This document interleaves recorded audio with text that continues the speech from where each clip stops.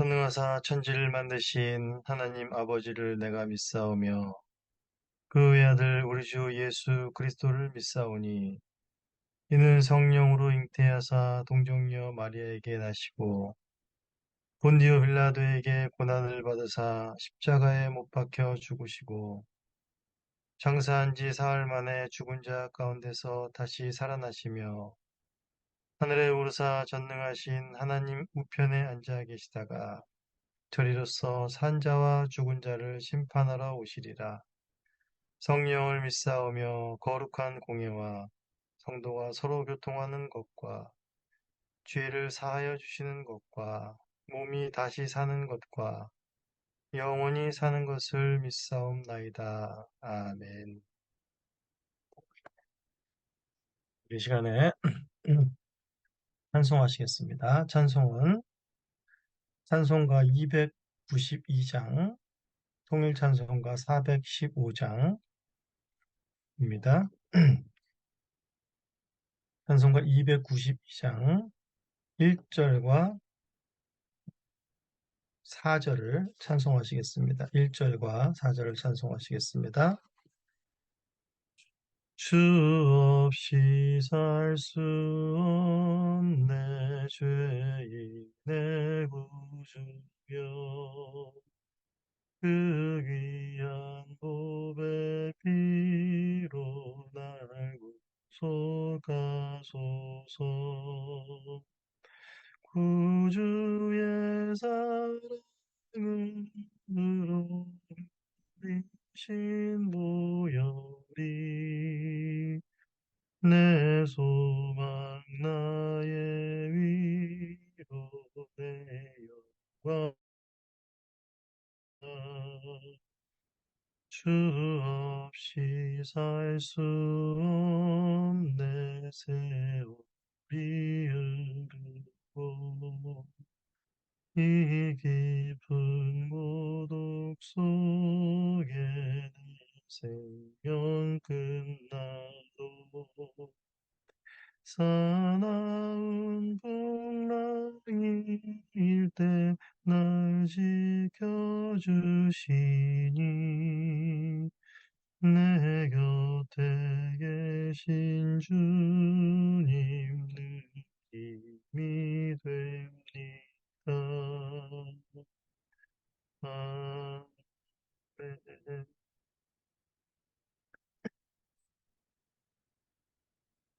네, 하나님 말씀 보시겠습니다.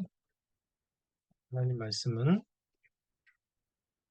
욥기 1장 1절에서 12절의 말씀입니다. 욥기 1장 1절에서 12절의 말씀을 제가 봉독하겠습니다. 우스 땅에 욥이라 불리는 사람이 있었는데 그 사람은 온전하고 정직하여 하나님을 경외하며 악에서 떠난 자더라. 그에게 아들 7과 딸 3이 태어나니라.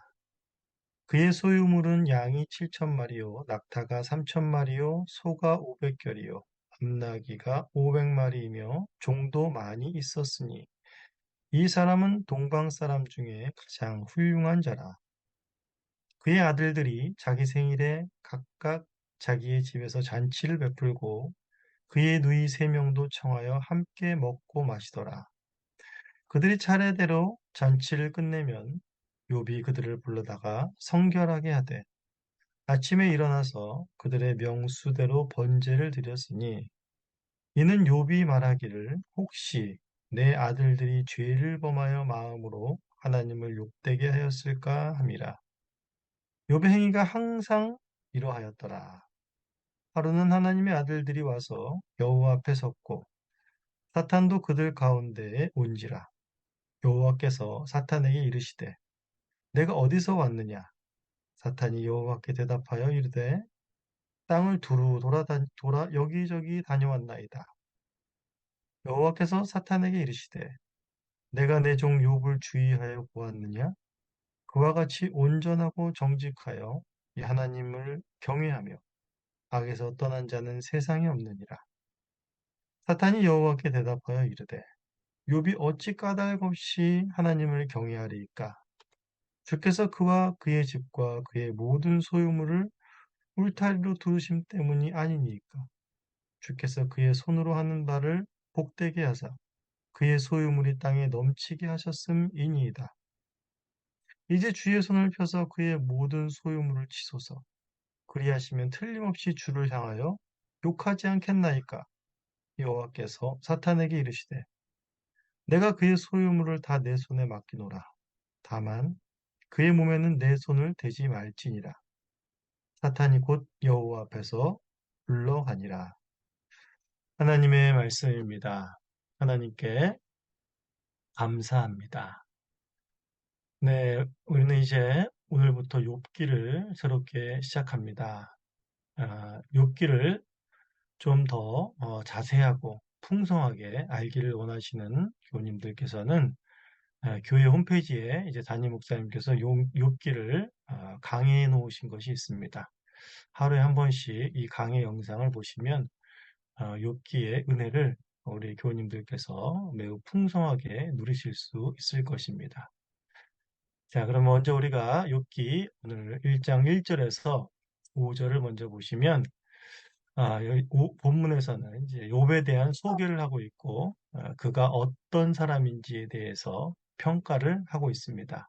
욥이 사는 곳과 그의 이름과 그의 성품과 신앙, 그의 가족과 소유물이 어떠했는지 등에서 나열을 하고 있습니다. 먼저 그는 우스 땅에 살았던 사람이다라고 말을 하고 있습니다. 우스가 정확히 어디 있는지는 알 수 없지만 학자들은 에돔 지역이나 아라비아 사막 북부 지역이 아니겠는가라고 추정만 할 뿐입니다. 또한 욥이란 이름을 또 히브리 원어적인 의미에서 살펴보면 핍박받는 자라는 의미가 있습니다.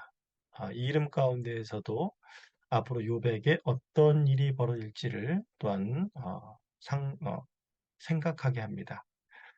그리고 또 유스 땅에 사는 욥이란 사람이 어떤 사람인가라는 것을 봤을 때 그가 온전하고 또 정직하여 하나님을 경외하며 악에서 떠난 자다라고 말을 하고 있습니다. 욥이 온전하였다라고 하는 것은 욥이 뭐 죄가 전혀 없거나 안전한 사람이었다라는 뜻은 아닙니다. 창세기 6장 9절에서도 노아는 당대의 완전한 자라는 라고 말한 것과 같은 의미인 것입니다. 즉, 죄가 간영한 세상 속에서도 하나님과의 바른 관계를 유지하면서 하나님의 뜻에 합당한 삶을 살아가기에 힘쓰는 의미에서 바로 온전한 자였다라고 말하고 있는 것입니다. 그리고 그는 정직하고 악에서 떠난 자였습니다. 그는 하나님을 경외하는 자였기 때문에 온전하며 또한 정직하고 악에서 떠날 수가 있었던 것이지요. 3절 마지막에 또 보시면 그는 동방 사람 중에서 가장 훌륭한 사람이었다라는 또 평가를 하고 있습니다. 즉 욥은 하나님 앞에서나 또 사람 앞에서 참으로 흠이 없다 할 정도로 평가받는 그런 사람이었던 것입니다. 또한 4절에서 5절은 과연 그가 그런 평가를 받을 만한 삶을 살고 있었구나라는 단면을 보여주는 그의 행위를 보여줍니다. 욥의 아들들이 생일 잔치를 이제 베풀고 또 먹고 마시는 가운데 죄를 범하지 않았을까? 자식들 때문에 하나님이 욕되게 되는 일은 없었을까라는 걱정을 하며 욥은 자식들을 성결하게 하고 그 자식의 명수대로 또한 번제를 드리는 일을 했습니다. 이러한 일이 어떤 특별한 때에만 있었던 것이 아니라 항상 있었다라고 말을 하고 있습니다. 그의 일에 그의 그가 하는 모든 행동 가운데 바로 이러한 일이 있었다. 삶 속에서 이러한 일이 매번 있었다라는 것이지요. 바로 그의 행위는 항상 하나님을 경외하며 악에서 떠나기를 힘쓰는 삶을 살았다라는 것을 말해주고 있는 것입니다. 욥에 대한 이런 평가는 땅에만 국한된 것이 아니었습니다. 그의 신앙과 인격이 얼마나 훌륭했는가 하는 것은 하나님이 인정하고 있는 것이었습니다.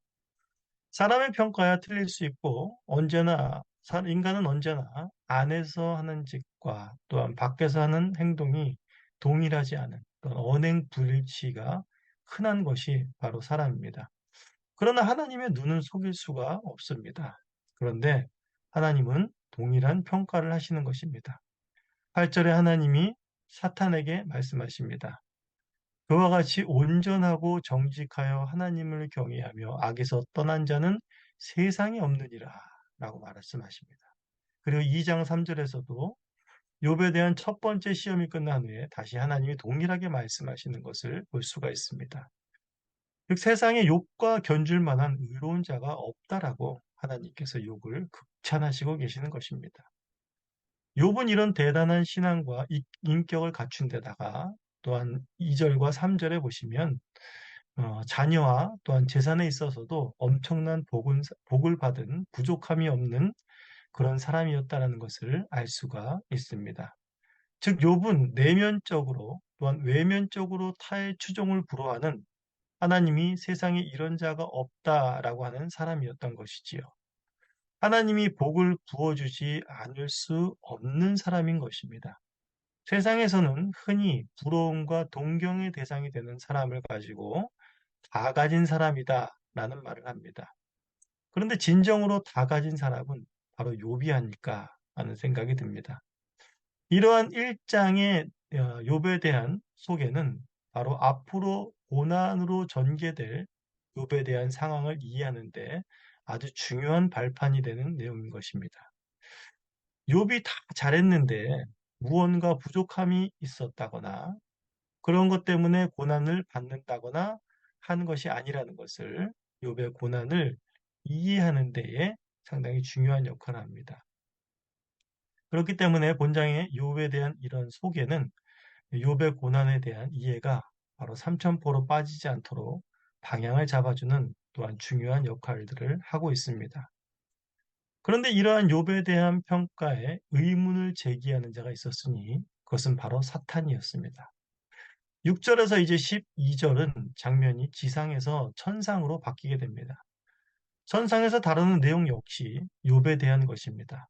그런데 중요한 것은 여기에 사탄이 개입한다는 것이고 이 사탄의 개입으로 인해 욥에게는 상상도 하지 못할 그런 큰 고난이 닥치게 됩니다. 하루는 하나님의 아들들, 즉 천사들과 사탄이 여호와 앞에 나아옵니다. 6절에서 12절의 본문의 표현들을 보시면 꼭 하나님과 천사들, 사탄이 형상을 가진 것처럼 묘사가 되지만 사실은 하나님도 천사도 사탄도 모두 영적인 존재임을 우리는 잘 알고 있습니다. 그러나 우리의 이해를 위해서 인간의 눈으로 볼 수 없는 세계와 존재를 생생히 보고 있는 양 의인화된 표현을 사용하고 있다는 것을 우리는 알아야겠습니다. 그리고 하나님은 특별히 사탄에게 내가 어디서 왔느냐라고 물으시면서 사탄은 땅을 두루 돌아다니다 여기저기 다녀왔습니다. 라고 답을 했습니다. 이것은 이 대화의 내용을 통해서 알 수 있는 것은 바로 사탄이 하나님께서 어디 갔다 왔는지를 모르셔서 사탄에게 질문한 말씀이 아니라 사탄은 바로 하나님의 통제 아래에 있는 존재이며 동시에 하나님의 다스림에 만족하거나 순종치 못하는 그러한 불신앙의 존재임을 드러내는 것입니다. 그러면서 사탄에게 하나님께서는 너가 욥을 보았느냐라고 물으시면서 그와 같이 온전하고 정직하여 하나님을 경외하고 악에서 떠난 자가 세상에 없노라라고 말씀하셨습니다. 그러나 사탄은 하나님의 말에 동의할 수가 없었지요. 사탄이란 존재가 늘 이렇습니다. 하나님의 말씀을 향해 늘 저항하고 왜곡하려는 것이 바로 사탄입니다. 사탄은 욥이 하나님이 생각하는 것과 같지 않다고 말합니다. 그가 하나님을 경외하는 데에는 따로 이유가 있다라는 것이죠. 욥이 까닭 없이 하나님을 경외하겠습니까? 라고 반문하는 것이 바로 사탄입니다. 그 이유로 사탄은 욥에게 하나님이 주신 복을 보십시오. 이 복으로 그의 삶을 울타리를 두르셨으니 그것 때문에 하나님을 경외하는 것 아닙니까? 라고 말을 하고 있습니다. 사실 욥의 내면과 행동, 그의 가족과 재산 모두 하나님이 복 주신 것이고 하나님의 복으로 욥을 울타리 치신 것이 맞습니다. 그런데 욥은 이것이 하나님을 경외하는 이유라는 것입니다. 이것을 다 뺏어버리면 욥이 하나님을 경외하겠느냐라는 것이지요. 경외하기는커녕 욥이 주님을 욕할 것이다 라고 사탄은 호언장담합니다. 참 사탄은 참 대단합니다. 이는 욥의 신앙을 기복신앙으로 저급하게 본 것뿐만이 아니라 하나님의 보는 눈이 틀렸다라고 하나님 앞에 덤비는 것입니다. 하나님 사람 볼 줄 참 모르시네요 라고 하는 것이죠. 하나님은 기복신앙도 구분 못하십니까? 라고 하면서 하나님께 마치 비꼬는 것 같습니다. 그렇다고 해서 우리는 사탄이 하나님께 대들 정도로 그 정도 힘은 갖고 있나 보다라고 착각하시면 안 되겠습니다. 어디까지나 하나님의 허용 범위 안에서 사탄이 활동하며 말할 수 있는 것이고, 이를 허용하심은 하나님이 하시고자 하시는 그 일들을 드러내기 위한 것입니다. 이런 사탄의 반응에 하나님은 욥의 소유물을 사탄에게 맡깁니다. 그러나 욥의 몸에는 절대로 손을 대지 말라 명하셨고, 사탄은 이에 신속히 여호와 앞에서 물러납니다. 사탄은 자신이 맞다는 것을 증명해 보이고 싶은 것이었겠지요. 사탄이 가장 좋아하는 것은 하나님의 백성들을 미혹하고 무너뜨리는 일 아니겠습니까? 이로 인해서 이제 욥은 자신이 사는 땅에서 상상도 할 수 없는, 또 그 누구도 경험해 보기 힘든 고난을 맞이하게 됩니다. 네, 오늘 본문을 통해서 우리가 우리 자신을 깊게 돌아보게 하는 한마디가 있습니다. 그것은 바로 사탄이 말한 하나님께 한 말, 까닭 없이 하나님을 경외하리까라는 말입니다. 우리는 평소에는 기복신앙에 대해 비판하고 내가 죄인이라고 고백하고, 또 사도 바울이 죄인 중에 괴수라고 했으니 나는 더한 괴수 아닌가라고 고백을 합니다. 그러나 막상 고난이 닥쳐오면 우리의 삶을 두르고 있는 소중한 울타리들을 빼앗기게 되면 과연 이런 평상시처럼 고백을 그대로 하며 그 고난을 맞이할 수 있을까요? 아니, 내가 왜? 바로 이유부터 묻고 찾기 시작할 것입니다. 내가 이런 고난을 받을 만큼, 이런 고통을 받을 만큼 하나님 앞에 잘못한 것이나 다른 이유가 있는 것인가? 라는 생각이 나도 모르게 들 때가 있게 될 것입니다. 교회에서 많은 열심을 내고 오랜 생활을 해오던 분들이 교회를 떠나는 많은 이유 중에 하나가 바로 이 질문 앞에 무너지기 때문입니다. 기복신앙을 비판하지만 자신도 모르게 나도 이것 때문에 저것 때문에 라는 것이 나올 수 있는 것입니다. 우리의 울타리가 무너지거나 빼앗겨 보면 나오게 되는 것이지요. 제가 오래전에 알고 있던 한 집사님이 참 교회에 열심히 있었던 분이 계셨습니다. 그런데 그분이 아파트 거래나 이런 부동산 거래를 통해서 금전적으로 손해보는 일이 몇 번을 반복되고, 어떤 금전적으로 큰 피해를 보게 되면서 이분이 하나님께 화가 난 것입니다.